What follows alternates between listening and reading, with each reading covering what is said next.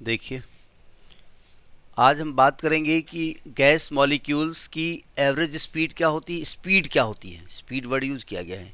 And root mean square velocity, root mean square velocity क्या होती है, और रूट मीन स्क्वायर वेलोसिटी की ज़रूरत क्या है। ज़रूरत इंटर पढ़ाई गई है, वो पूछेंगे नहीं, बता पाओगे नहीं। देखो, एवरेज तो मालूम ही है कि किसी भी बर्तन में अगर गैस मॉलिक्यूल हैं तो रैंडम मोशन करते हैं। ठीक है, अलग अलग मॉलिक्यूल हैं, इनकी अलग अलग स्पीड होगी, स्पीड की हम बात कर रहे हैं। ठीक है, तो रैंडम मोशन करते हैं, कोई इधर जाएगा, कोई किसी वेलोसिटी जाएगा, कोई किसी स्पीड जाएगा, कहीं कोई टकरा रहा होगा। ठीक है, तो सभी मॉलिक्यूल्स की स्पीड को ऐड कर दीजिए और ऐड करके उनको नंबर ऑफ मॉलिक्यूल से डिवाइड कर दीजिए। यही तो एवरेज होता है भाई। क्लास 8th वगैरह हम लोग एवरेज निकालते थे कि 10 चीज़ें दी हैं, 10 नंबर्स, 10 नंबर को ऐड करो और 10 से डिवाइड कर दो। तो लिखिए ज़रा, इट इज़ डिफाइंड, पहले तो एवरेज स्पीड लिखिए, पहले इसकी पहली हेडिंग लिखिए एवरेज स्पीड। दो एक साथ है ना, एवरेज स्पीड। देखो, स्पीड वर्ड हमने यूज़ किया है। It is defined as the ratio, it is defined as the ratio of the sum of speeds, ratio of the sum of speeds of all molecules, of all molecules to the number of molecule, all molecule to the number of molecules, and given by तो ये हम average ये लिखेंगे v bar is equal to, आपकी book में हर जगह c use किया गया स्पीड के लिए, क्योंकि हम लोग यूज टू नहीं है सी यूज़ करने की, आदत पड़ी वी, तो इसलिए वी हम लिख रहे हैं। तो ये v1, ये v बार है, वेक्टर नहीं है, plus v2 plus v3 up to vn upon number of molecules. ये हो गया एवरेज, काम खत्म। अरे वाह, ग्रेजुएशन लेवल पे बहुत टफ ऐसी होनी चाहिए जो है वो डेफिनेशंस, काम खत्म। where v1 v2 up to vn, where v1 v2 up to vn, अब अप टू नहीं लिखते, डेड डेडस कर देते हैं, up to vn be the speeds of first second up to nth, first second up to nth gas molecule, and n is the number of molecule, and n is the number of molecules. अब चूंकि यहां पर जो speed होगी ना, zero speed से लेकर के इनफाइनाइट स्पीड तक हो सकती है। ठीक है, तो पैराग्राफ चेंज करके लिखिए,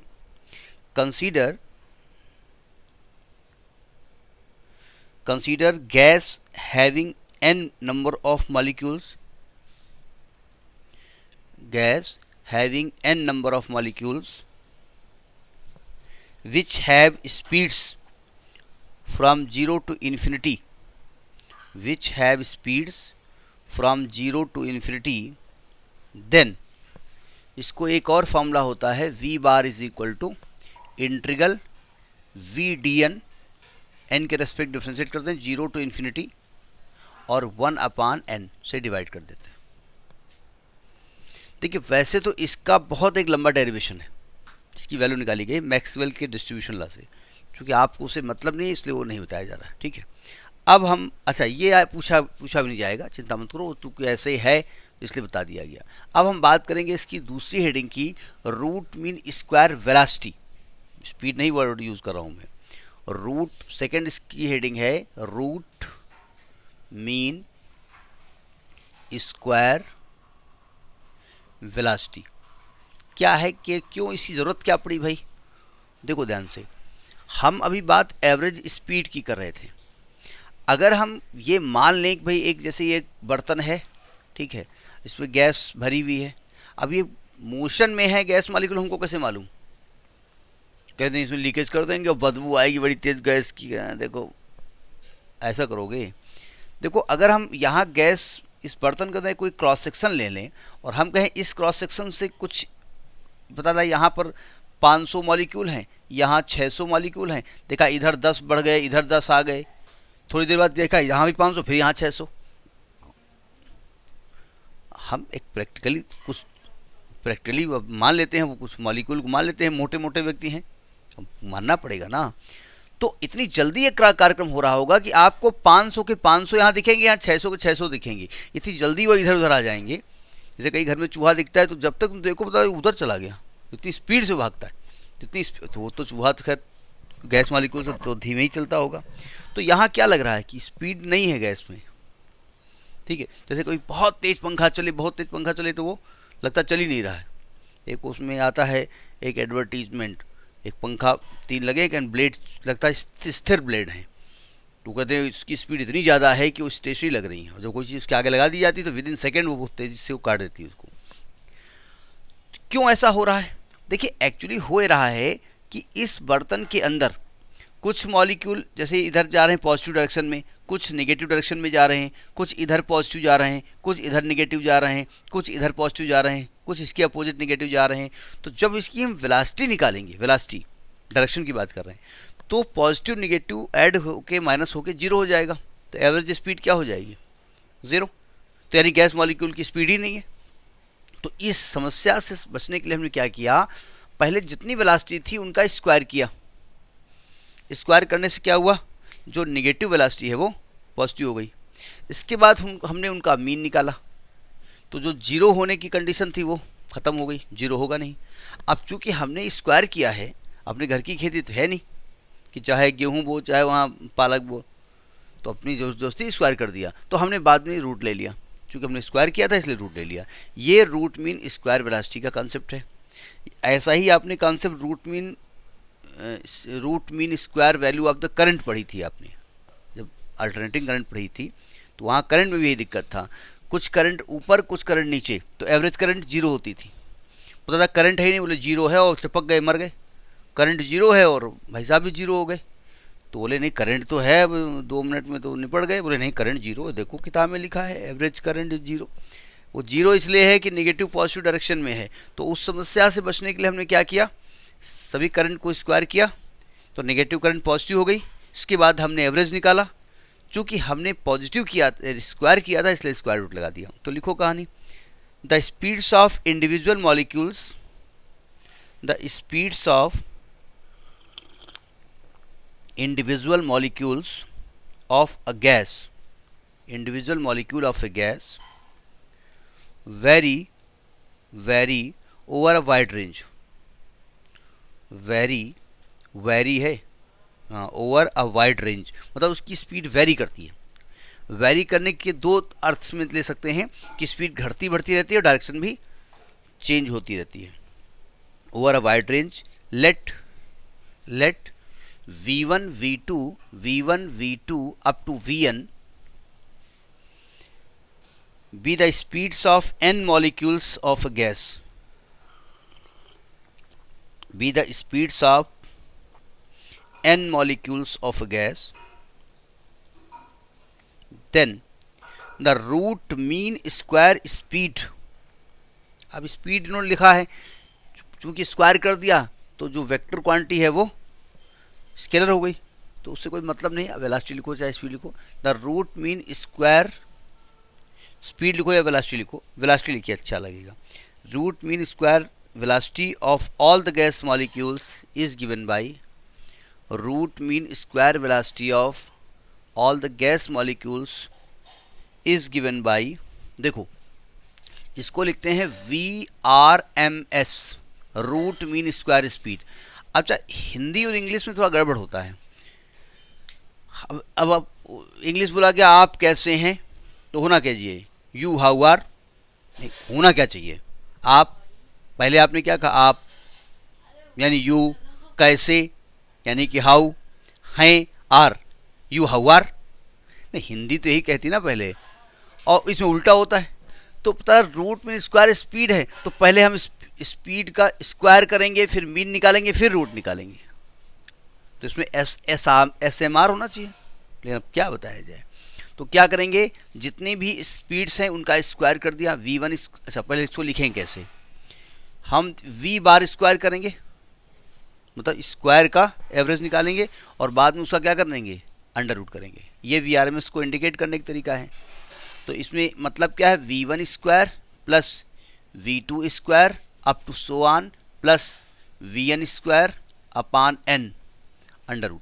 अच्छा, आप सोच रहे होंगे जब आपने यहाँ पे स्क्वायर लगाया है तो स्क्वायर लिखा है और स्क्वायर रूट लगाया है तो स्क्वायर बाहर निकल आएगा। ये ऐसा नहीं है ना, ये ऐसा स्क्वायर है जैसे 5 स्क्वायर प्लस 6 स्क्वायर, तो क्या रूट के बाहर 5 प्लस 6 हो जाएगा? नहीं होगा ना। तो ये होल स्क्वायर नहीं है, अलग अलग स्क्वायर को ऐड किया गया है ना, इसलिए स्क्वायर रूट से बाहर नहीं निकलेगा। तो ये VRMS का मतलब होता है। अब हमको इसको किसी फॉर्मेट में लिखना पड़ेगा। तो देखिए, इसको एक क्वेश्चन नंबर 1 डाल दो। हैं क्या है? वो तो पूरा एवरेज निकालने के बाद स्क्वायर रूट लगाया गया है। मतलब आपको ये नहीं मालूम एन कहाँ जाएगा। पहले आपने एवरेज, पहले आपने क्या किया, वेलोसिटी का स्क्वायर किया है, स्क्वायर करने के बाद उसका एवरेज निकाला है, जो रिजल्ट आया है उसका रूट आपने किया है, ठीक है। अच्छा, we know that the pressure of the gas, we know that by kinetic theory,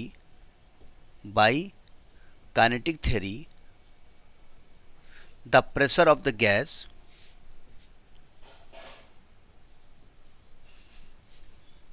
क्या प्रेशर का फॉर्मूला बताया गया था? प्रेशर का फॉर्मूला क्या बताया गया था? अभी कल ही, इसके पहले प्रूव कराया गया था।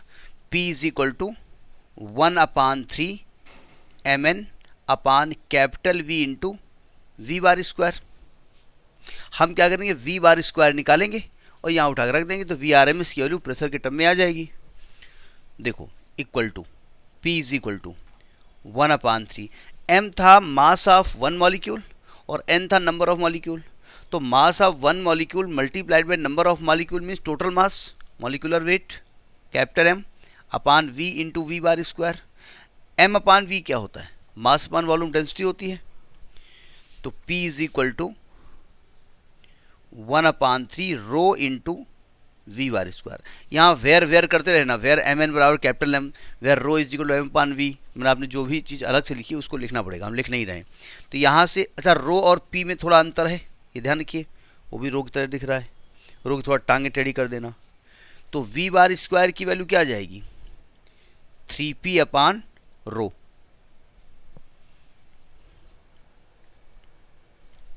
तो जब हम VRMS निकालेंगे, नाउ जब हम VRMS निकालेंगे तो क्या करेंगे, V बार स्क्वायर का अंडर रूट करेंगे, तो आएगा अंडर रूट 3P अपान रो।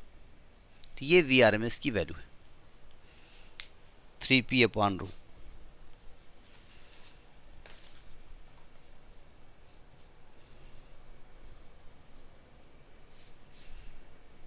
ठीक है।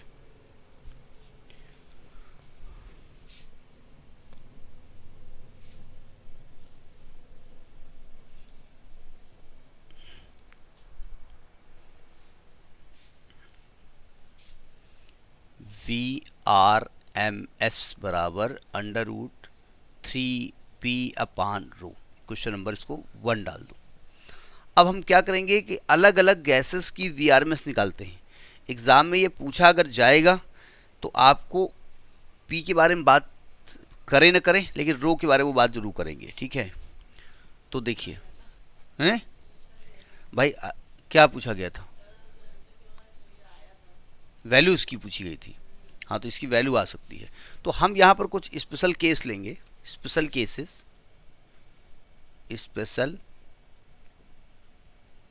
केसेस। पहला, फॉर एयर के बारे में बात करते हैं। एयर मतलब mixture of all the gases. Air के लिए अब देखो यहाँ एक लफड़ा है, ये जो P है ना, ये P एटमॉस्फेरिक प्रेशर है। तो एयर के लिए हमने P की वैल्यू के लिए नॉर्मल एटमॉस्फेरिक प्रेशर की वैल्यू क्या होती है? 1.01 इंटू 10⁵ न्यूटन पर मीटर स्क्वायर। 1.01 इंटू 10⁵ न्यूटन पर। तो या तो ये दिया होगा, या P का फार्मूला निकालने का ये होता है, P बराबर रो GH। बैरोमीटर में मरकरी कॉलम की हाइट अगर H है तो उसमें प्रेशर क्या होगा? रो GH होता है। और रो की वैल्यू मरकरी की हमें तो याद नहीं है, शायद 13.6 होती है, और जी की वैल्यू 9.8 होती है, और एच जो नॉर्मल प्रेशर में दिया था 76 सेंटीमीटर ऑफ मरकरी कॉलम, तो 76 सेंटीमीटर लिख दो। अगर सेंटीमीटर लिखोगे तो यहाँ 980 लिखना पड़ेगा, नहीं समझे, और 76 करेंगे तो ये प्रेशर की वैल्यू ये वाली भी निकल सकती है। या तो ये डायरेक्ट लिख दो या तो ये लिख दो, जैसे आपकी बुक में ये लिखा गया हर जगह रो जी एच। अब आप सोचेंगे पी की जगह ये क्या लिख रहा 13.6 981, तो नहीं, ये होता भी है। तो अच्छा, जो डेंसिटी एयर की होती है वो डेंसिटी होती है 1.29 न्यू यूनिट क्या होगी, KG per metre cube, KG per metre cube. आपके यहाँ सीजीएस सिस्टम में लिखा हुआ है। So V R M S अगर निकालें गैस मॉलिक्यूल का, V R M S √3, P हो गया 1.01 इंटू 10⁵ अपान 1.29। अब इसकी वैल्यू हमको याद नहीं है और हमको याद करने की ज़रूरत भी नहीं है, हमें कौन एग्ज़ाम देना है, हम तो बुक से लिख देंगे। तो 485 मीटर पर सेकेंड आई है। नहीं भाई, कैलकुलेटर इज़ नॉट अलाउड।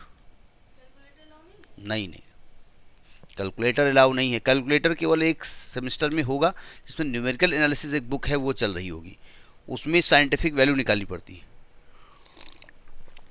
1746 भी वैल्यू दी है, 1746 किलोमीटर पर आवर। इंटर में कहाँ है, आईएससी बोर्ड कैलकुलेटर अलाउ किए है मैथ में, और कहीं नहीं है। नोट कर लिया, कोई बात नहीं, नोट कर लिया ये।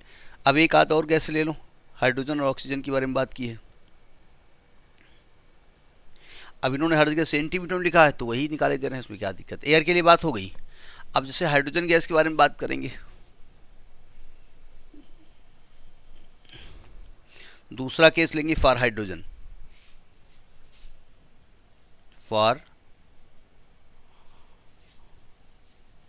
हाइड्रोजन वैल्यू हाइड्रोजन की अपनी आती है, ठीक है। तो डायरेक्ट लिख रहे हैं V R M S is equal to √3 P 1.01 into 10⁵। आपकी बुक में ये नहीं लिख वैल्यू की है, इन्होंने रो जी एस से निकाला है, ठीक है, इन्होंने रो जी एस से निकाला है, अपान हाइड्रोजन की जो डेंसिटी होती है वो होती है 0.0, कितने जीरो खिले, अरे डायरेक्ट लिखो 0.09 लिख दो, 0.09। ये एसआई सिस्टम लिखा हमने, आपके यहाँ सीजीएस में हम एसआई सिस्टम लिख रहे हैं। तो इसकी वैल्यू आई है आपकी 1835 मीटर पर सेकेंड, 1835 मीटर पर सेकेंड। या दूसरा होता है 6600 kilometre per hour, 6600 kilometre per hour, यानी हाइड्रोजन इतनी रफ्तार से चलती है नॉर्मल प्रेशर पे, इसकी स्पीड है। यानी अगर हाइड्रोजन गैस की मोटरसाइकिल हमारे पास होती, हाइड्रोजन गैस की बनी हुई, तो बढ़ जाते 6600 किलोमीटर। एक बैच बॉम्बे अमेरिका 6600, तो बॉम्बे 15-20 मिनट पहुंच जाती है ना। हाँ, जितनी देर में यहाँ से आवाज़ होगा उतनी देर में बॉम्बे, ठीक है। पता है सर आए नहीं कि सर देखो छत पे बैठे हैं आ गए। अब बात करेंगे, अब अगली वैल्यू हम सीजीएस लिखे दे रहे हैं, आपकी बुक में लिखी तो उसको थोड़ा सम्मान कर दें। तीसरा केस है फॉर ऑक्सीजन, ऑक्सीजन अगर ये आएगा मान लिया वैल्यू, तो वैल्यू देंगे आपको, डेंसिटी तो देंगे, पी नहीं देंगे, पी आप एटमॉस्फेयर पे से लिखिएगा। ऑक्सीजन के लिए इन्होंने हम रोजियस से निकाले दे रहे हैं, नॉर्मल टेम्परेचर एंड प्रेशर के बारे में बात कर रहे हैं। तो यहाँ जो वी आर एम एस आएगा √3, कहते हैं पी जो है, एक तो नॉर्मल प्रेशर लिख दो, अरे वही लिख दो ज़्यादा ठीक है, ये डायरेक्ट लिखे दे रहे हैं, 3 mgs से लिखे दे रहे हैं, रो जी एस से।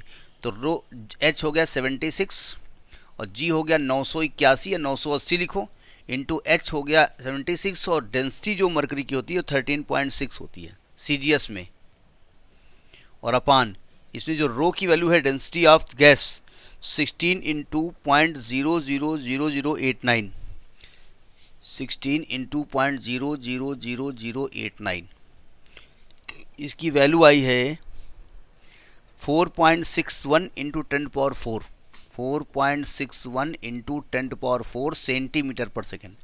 अब इन किताबों वालों को, नालायकों को बताया जाए इतनी बड़ी वैल्यू है तो किलोमीटर में लिख दीजिए, सेंटीमीटर लिखे पड़े। अब आपकी बुक से हमका एक बता दे, थोड़ा सम्मान दे दे इनको, ठीक है। तो ये आपका रूट मीन स्क्वायर स्पीड है। अगर ये वैल्यू पूछी जाती है तो 99.9% आपको डेंसिटी दी जाएगी, ठीक है। करिए इसको।